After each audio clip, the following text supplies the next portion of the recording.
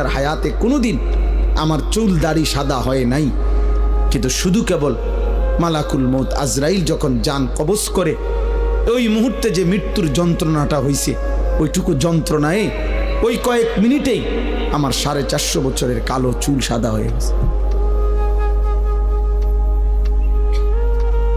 ওয়াজাআত সাকরাতুল মাউত বিল হক। আল্লাহ তাআলা কোরআনে বলছে, বান্দা সত্য সত্য মৃত্যুর যন্ত্রণা আসবে, বান্দা সে বড় কঠিন বান্দা।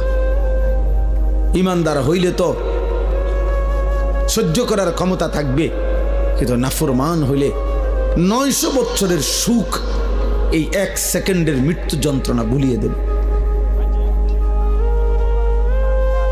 কিতাবের মধ্যে আছে, আমরা নিজে পড়ছি, নবীজির একজন বিখ্যাত সাহাবী আমর ইবনুল আস, অনেক বড় একজন সাহাবী ছিলেন।